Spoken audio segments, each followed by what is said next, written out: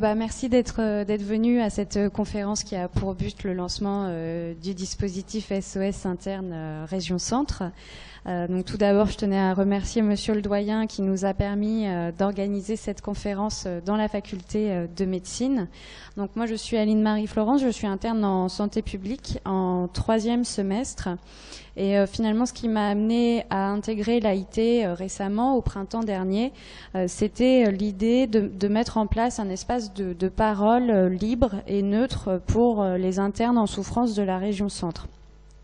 Donc cette idée est partie d'un constat qui est assez simple, qui est ce malaise grandissant autour de la santé mentale des internes et plus globalement du corps médical et encore plus globalement de l'ensemble des professionnels de santé, comme l'atteste par exemple cette liste de suicides de médecins et d'internes donc, qui ont été largement relayés dans les médias. Il faut savoir que depuis janvier 2017, on a eu 5 internes qui se sont suicidés donc dans l'ensemble de la France. Donc ça, c'est un constat actuel. Après, savoir, comme vous le disiez, si ce malaise existait déjà auparavant ou s'il est vraiment très nouveau, très lié à la société actuelle, c'est difficile de le savoir finalement. Mais en tout cas, cette médiatisation doit tous nous amener, je pense, à prendre conscience de ce phénomène et à essayer de rechercher des solutions pour cette problématique. Donc la première étape dans la réflexion de la construction de ce dispositif, ça a été ma présence, donc grâce à l'AIT, à la conférence de presse de l'enquête santé mentale en juin dernier. Donc une enquête nationale qui a été portée par l'ISNI, qui est le syndicat national des internes de spécialité, l'INSARMG pour les internes de médecine générale et l'ISNCCA pour les chefs de clinique et assistants. Et bien entendu par la NEMF, donc l'Association nationale des étudiants en médecine de France. Alors il y a eu des travaux antérieurs à cette enquête, mais la force de celle-ci, je trouve, ça a été un bon taux de participation puisqu'il y a eu 22 000 répondants, donc via un questionnaire déclaratif à remplir en ligne. La répartition de ces répondants était la suivante. Pour les internes, on avait 35% de répondants et pour les externes, 40%.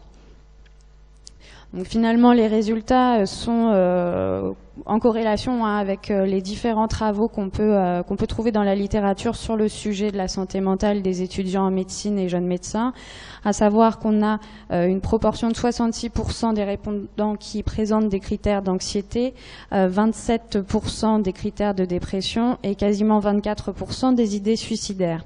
Ce qui est finalement important, je pense, de constater, c'est le fossé qu'il y a entre la symptomatologie chez les répondants de celle dans la population générale du même âge.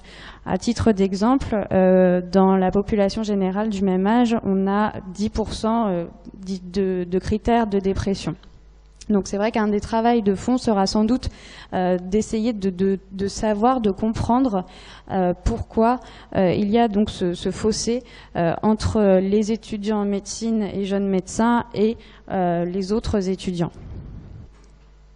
Donc concernant toujours cette enquête santé mentale, on a demandé à avoir les résultats spécifiques à la région Centre-Val de Loire. Donc ils sont les suivants. On a eu 206 répondants internes et pour les externes, on a eu 162 répondants. Chez les internes, on avait 63% d'anxiété et 31% de dépression. Et chez les externes, on avait 77% d'anxiété et 39,5% de dépression. Donc des chiffres qui sont un petit peu au-dessus donc de la moyenne nationale évoquée précédemment, mais qui restent de toute façon révélateurs. Quant à expliquer pourquoi il y a une différence entre l'anxiété chez les internes et les externes, on peut sans doute se dire que les externes ont les ECN nationales, donc les concours nationaux à préparer, et que c'est un facteur de stress supplémentaire, d'autant que cette année-là, il s'agissait des premières ECN sur tablette. Et puis enfin, un item qui nous a particulièrement marqué, ça a été celui-ci, donc la présence d'idées suicidaires actuelles ou récentes. Donc finalement, en avril 2017, à Tours, on avait 9 externes sur les 162 et 13 internes sur les 206 qui présentaient des idées suicidaires actuelles ou récentes.